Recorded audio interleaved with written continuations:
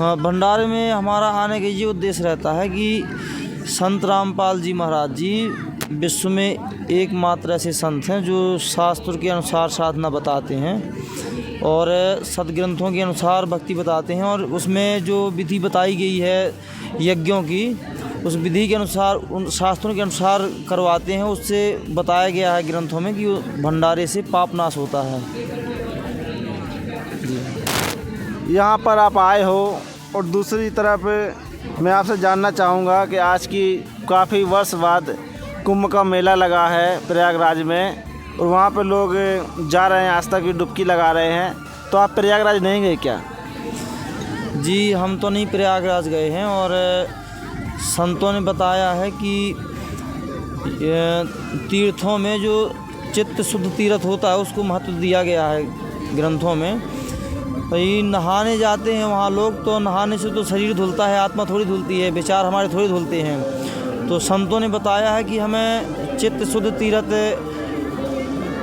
का महत्व देना चाहिए और उसमें जाना चाहिए। चित्त शुद्ध तीर्थ मतलब संतों के सत्संगों को सुनना चाहिए, उससे हमारा जो मन है वो आत्मा है, उसमें मतलब आत्मा शुद्ध होती है, मन में बदलाव आता है, जिससे हम लोग बुराइयां छोड़ते हैं और ये चीज़ें होती हैं। जिस तरह से यहाँ पर देखा जा रहा है, यंग और युवा लड़के और लड़कियाँ बहुत ज़्यादा दिख रहे हैं, युवा युवती, तो इसके पीछे का क्या राज है? क्योंकि लोग तो कहते हैं जो भक्ति है वो बुढ़ापे में करनी चाहिए, मगर यहाँ तो छोटे बच्चों से लेकर यंग लोग भी बहुत ज़्यादा दिख रहे हैं। जी, इसका यही कारण है कि ये लोग अधिकतर संत रामपाल जी महाराज जी से जुड़े हुए हैं, जो उनके भगत हैं, और कुछ भगत लोग जो है कुछ लोगों को अपने साथ में लेके आते हैं, तो वो भी धीरे धीरे अपना सत्संग सुनते हैं, जानकारी लेते हैं। तो संत रामपाल जी महाराज जी कहते हैं कि जैसे ही बच्चा 3 वर्ष का हो जाता है उसको उपदेश दिला सकते हैं, और लोगों ने ये झूठ मिथ्या फैला रखा है कि भाई बुढ़ापे में भक्ति करना है।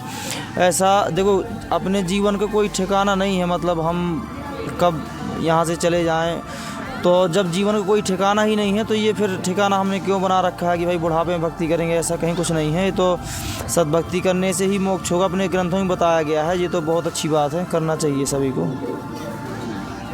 बिल्कुल। दादाजी भी बैठे हैं, इनसे भी जानने का प्रयास करेंगे। कहाँ से आए हैं आप? सत्सा जी, तो छतरपुर जिला से, एमपी।